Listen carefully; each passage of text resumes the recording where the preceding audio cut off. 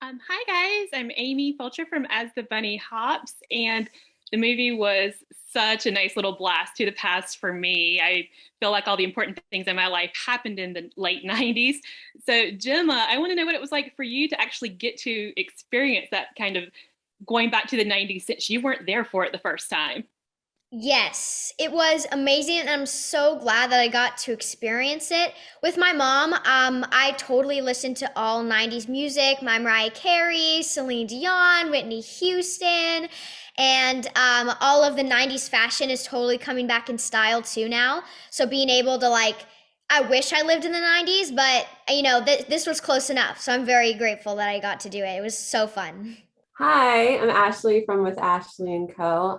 Love the movie, kind of like Amy was saying, the flashbacks, like dying because the spooling of the tape, trauma. But Gemma, when you guys were doing that graveyard scene, did you try to spook each other? Because I personally would have noped myself all the way out of it, whether it was real, fake, or whatever. I can't do the graveyard thing. So, Oh, Oh, are you kidding me? It was not spooky at all. I mean, okay, well, the actual place was beautiful. I mean, it's Vancouver. And once we hiked up to the top at the swing, it was like everything was forgotten. That beautiful ocean view was so gorgeous. And it wasn't a real cemetery there, which is good. I'm very glad it was not. And I had the girls and everyone, so I felt very safe, of course, and I was very scared. I'm Jana. I'm with Whiskey and Sunshine. So my question actually is a question for Julie and for Gemma. So the scene with the Walkman when you find the mixtape and you're playing it, um, Ashley alluded to this, but a little bit of like PTSD because I totally remember the days of like my Walkman and my tape player eating those tapes and having to, get a pencil or something and try to spool it back in. Julie, did you have to teach Gemma how to do that? And Gemma, did that Walkman actually work? Yeah. Emma, I don't know. Did the Walkman work? I don't think so. I'm not really sure. Sometimes I'd actually play it when filming, and it would just nothing would happen, which was, I would have liked to play some heavy metal, but it's fine. I still have that Walkman and the mixtape. The props people were so nice, and they sent it to me for my 13th birthday. Where is it? I have it right there. I did not have to teach her anything about spooling it because there was no hope in this movie for that mixtape.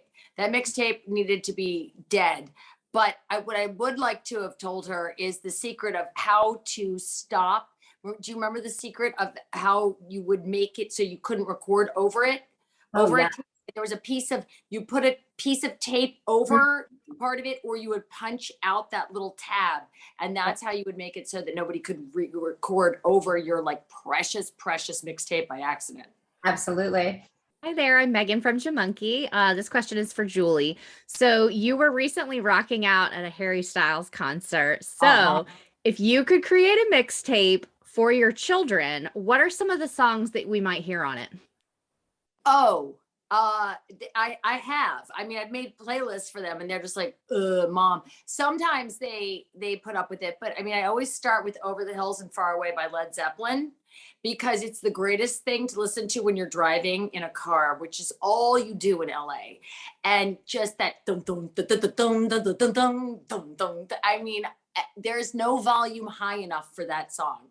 Hi, I'm Robin Davis from MomTheMagnificent.com. And my question is for both of you. This film was such a beautiful, heartwarming film, as well as a lot of fun, loud moments. I'd love to know, what do you hope families take away from this movie? I would like people to take away the message that there's a lot of value in slowing down. The fact that it used to take hours and hours and hours to make a mixtape alone is sort of like a little, hidden message about the value of things taking time, not being plugged in all the time, not having Wi-Fi, not having Bluetooth, everything. That there really is a lot of value to not being connected at all times. I totally agree everything that with Julie said. I definitely think that it's really important to know to not take for granted what you have right in front of you. Like, you know, with Gail and Beverly, that their dynamic, I hope that everyone can take away. You know, bad things happen and you have to not to take for granted what is still there, you know, and be positive and not take for granted what you still have. And also, it's so important. Everyone needs to feel like they're loved and like they're liked and they belong and they have their people and that, you know, they're liked as a person, especially by their own family. And, you know, a lot of kids, you know, whether that's their very young grandma or their mom or their dad or their cousin, you know, everyone just wants to feel liked and loved and like they belong somewhere. Hi, I am Shell with Not Quite Susie Homemaker. And Gemma, I was wondering, your style evolves so much throughout the film as you kind of come into your own. Well, Beverly does. And I was wondering, of the looks that you get to rock during the movie, which one was your favorite? Oh boy. Oh boy. I have to say, I do really love being comfortable and I do love old lady sweaters. I have lots of them and I love old lady sweaters. And you know what? I'm not afraid to admit it. So I'm gonna have to say the blue dolphin sweater was awesome. And I loved when we're walking out and you see like the teacher's pet montage. Those outfits with like the bucket hat was probably my favorite. And also Y2K party, totally awesome outfit. Hi, I'm Erin from Horsing Around in LA, and my question is for Gemma. Music is such a big part of this film. What's your favorite song from Mixtape and why? Ooh, this is really hard. I'm going to have to say I love Teacher's Pet, Better Things. I really love Better Things because it's so positive and like it comes in the perfect time in the movie and it's very like you'll always find better things and I think that's so true in life. And then there's The Wrong Song, which I think is amazing. I'll never forget the first time where I heard it in the table read and I was just like totally sobbing and my mom was off to the side sobbing. We were just like sobbing together and I couldn't even control it. And I felt so much for Beverly hearing it and I think they did a wonderful job with it and the sentimental value is just crazy. I know. Hi, guys. I'm Kami. I write for themamadiaries.com. So I graduated high school in 1999. So this was a huge trip down memory lane for me, mixtapes included. You know, it made me laugh because I had to explain to my 7 and no, they're 8 now, 8 and 12-year-old kids what a mixtape was. So it made me laugh. And Julie, you were playing a grandma. What the heck is up with that? That is crazy in itself. Julie, what made you want to be a part of this film? Well, I had the good fortune to play one character for 11 years, and I do love Claire Dunphy, and I love the Dunphys all together and everything about Modern Family. But when I fantasized about being an actor as a little girl, and even when I started getting the business, it was the variety of roles you got to do that really appealed to me. And it's been a long time since I got to do something really different. And this is, yes, I'm playing a grandma, a very young grandma. Claire Dunphy was also a grandmother, by the way, at the very end.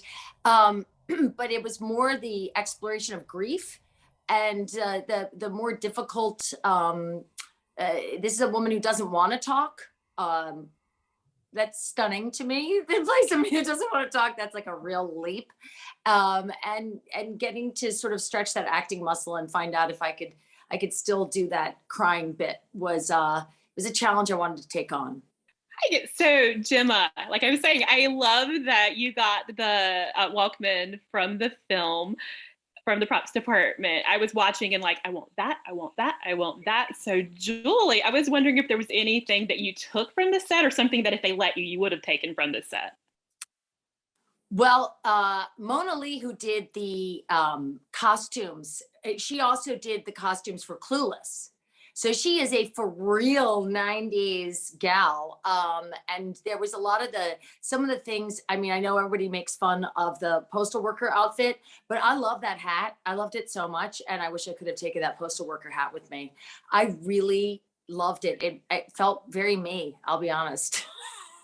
So the cast seemed to have such a great chemistry on screen. Did anything funny happen behind the scenes?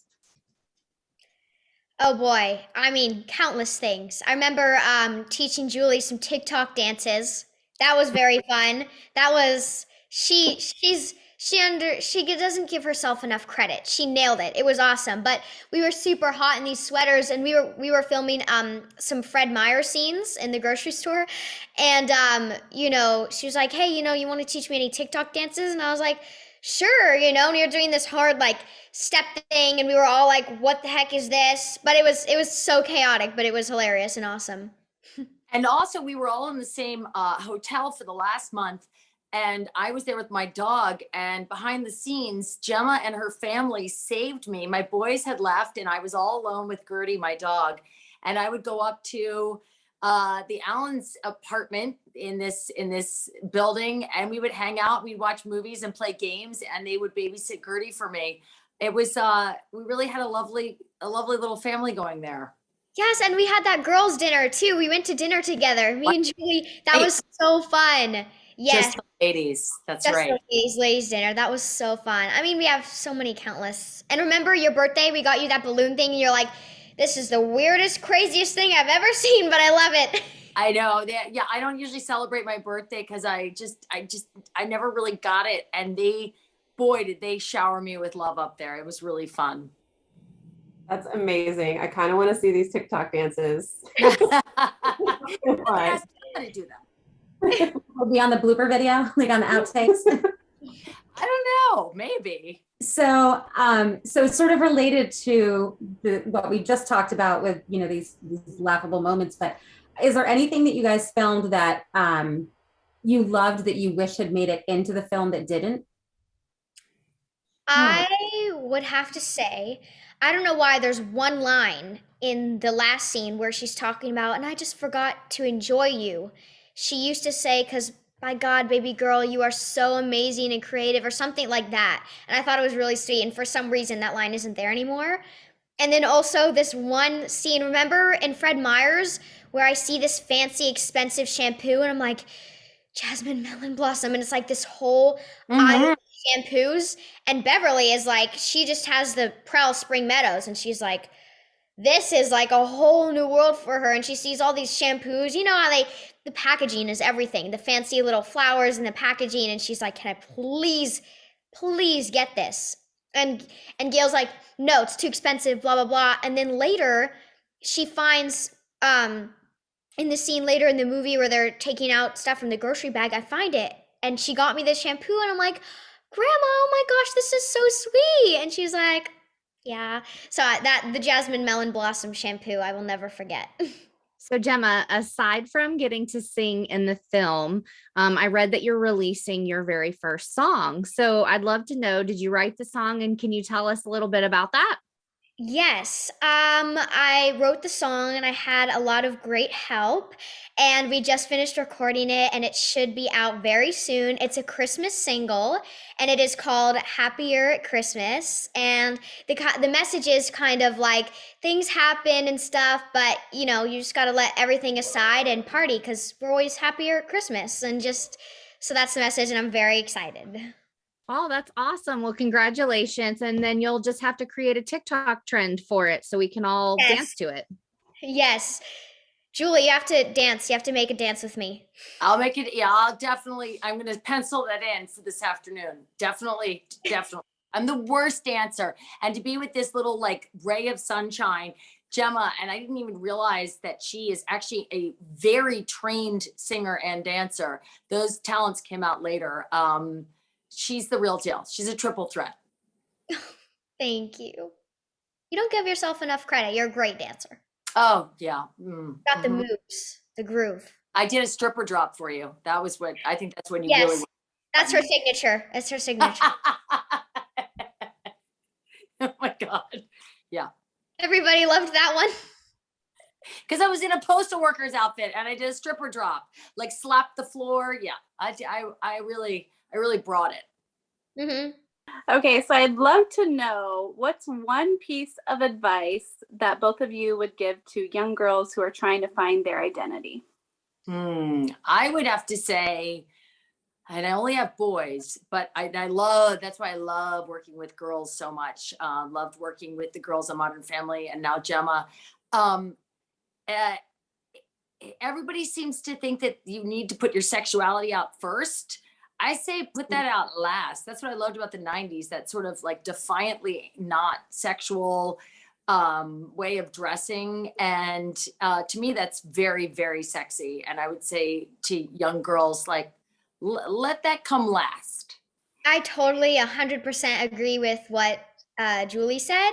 And to just like incredibly be yourself. And there's so many like trends going on right now, and people just want to be so similar. And I feel like the best thing that you could be is incredibly yourself, because the best thing you could do is stand out, and you want to be yourself. And that's what will truly make you shine the most. And whether you realize that now or later, being yourself is what will make you truly happy and shine the most out of everything. So I was Beverly's age at Y2K, and I remember all the pandemonium, everybody panicking. And Julie, I was wondering if you had a similar experience, like if you bought into the whole Y2K thing, and if it was weird hitting rewind 20 years and reliving that, even obviously fictionally. Yeah, I absolutely remember Y2K. I was a lot older than Beverly at that time.